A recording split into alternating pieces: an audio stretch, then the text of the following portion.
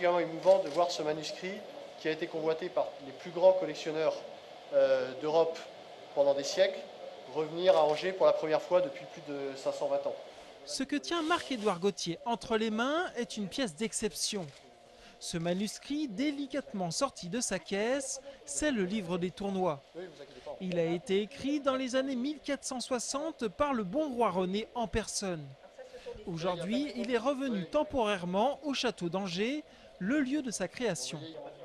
Son retour constitue un événement historique permis par la Bibliothèque nationale de France. Mais pour le faire sortir de son lieu de conservation à Paris, il a tout de même fallu l'assurer pour 4 millions d'euros. On estime, parce qu'on est obligé pour les valeurs d'assurance, mais ça fait partie de ces moutons à 5 pattes, si je puis dire, qu'il faut que, d'abord, il est connu mondialement, il est reproduit dans beaucoup de livres, aussi bien dans les livres, les livres scolaires que dans les livres d'art. Donc c'est un manuscrit énormément très connu, et donc à la limite, il est effectivement inestimable. La dernière fois que ce manuscrit a été exposé, c'était en 2004 au musée du Louvre. Depuis, il n'était pas ressorti pour assurer sa préservation. À l'intérieur, des enluminures de Barthélemy Deck, un artiste proche du roi René, présente les plus anciennes scènes de tournois d'époque visibles dans un livre.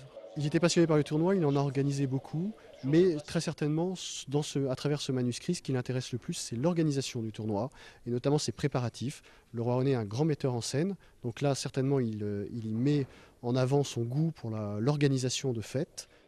Le livre des tournois constituera la pièce maîtresse de l'exposition Splendeur de l'enluminure. Un événement qui se déroulera dans la galerie de l'Apocalypse du château à partir du 3 octobre prochain. Un site s'étendant sur plus de 300 hectares. Une perspective pour les 15 ou 20 prochaines années.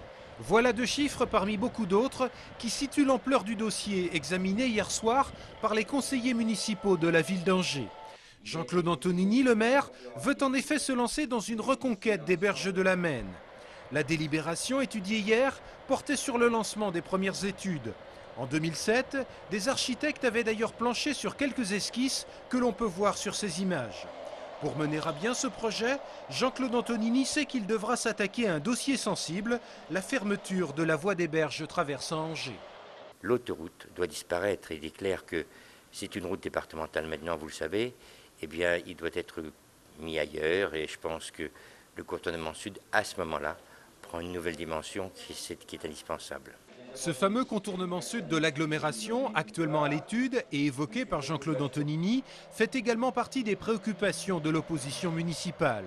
Une opposition qui se dit intéressée par le projet de rénovation des berges de la Maine, à condition cependant de régler tout d'abord les problèmes de rocade sud, de 2e ligne de tramway et de plan de circulation à Angers. Tant qu'on n'a pas défini l'ensemble de ces outils, on ne peut pas, à 3, 4, 5 ans, on ne peut pas prévoir la ville dans 30 ans. Très clairement, avant d'avoir une vision à 30 ans, il faut d'abord avoir une vision à 2, 3 ans. Gageons que ce projet de rénovation des berges de la Maine devrait revenir régulièrement sur le devant de la scène. 500 000 €, c'est la valeur globale des œuvres de Jean Lurçat léguées à la ville d'Angers par sa veuve. Simone Lurçat, ici en décembre 2008, lors de l'inauguration d'une grande exposition consacrée à son mari, est décédée en mars 2009. Elle avait fait le vœu que 4 dessins, 3 peintures et une tapisserie de l'artiste reviennent au musée qui porte son nom.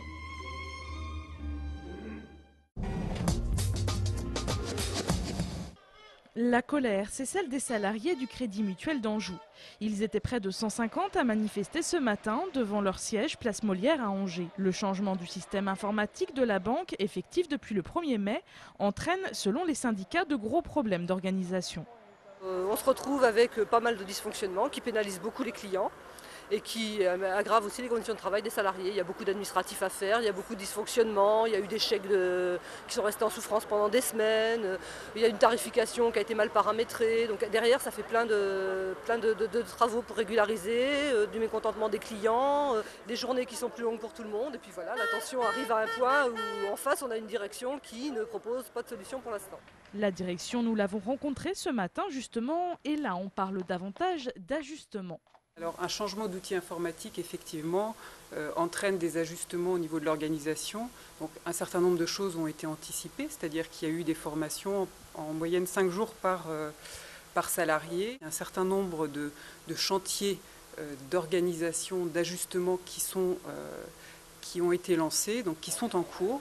Enfin, autre inquiétude pour les salariés, le regroupement des crédits mutuels. Ils craignent ainsi qu'un jour le siège d'Angers disparaisse.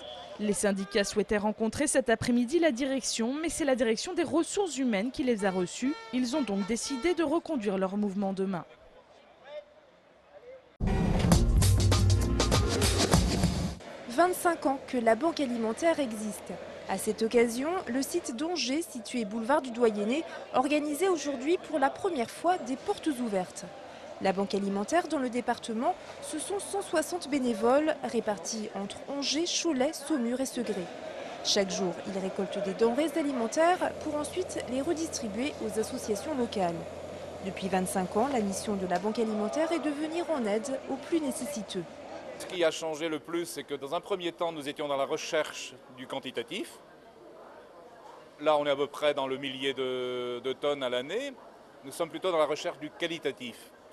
C'est-à-dire, nous cherchons à équilibrer les repas que nous distribuons, des fruits, des légumes, de la viande et du poisson. Voilà les 4 produits qui nous paraissent le plus nécessaires à trouver. Les portes ouvertes, organisées aujourd'hui, étaient l'occasion pour les associations de découvrir le fonctionnement de la Banque Alimentaire. C'est ici qu'elles viennent récupérer leurs commandes chaque jour, mais bien souvent, elles n'imaginent pas le travail que tout cela représente. Car ici, ce sont des tonnes de denrées stockées, triées, puis redistribuées. Je trouve ça énorme. Je ne pensais pas que c'était aussi important. C'est vrai qu'il y a tellement de demandes et de plus en plus, je crois. C'est normal que... Mais là, c'est énorme. Hein. Et il y a énormément de bénévoles aussi. Hein. Beaucoup de gens qui donnent leur temps. C'est très bien. La Banque Alimentaire organisera bientôt une collecte nationale dans les grandes surfaces. Elle aura lieu les 27 et 28 novembre prochains.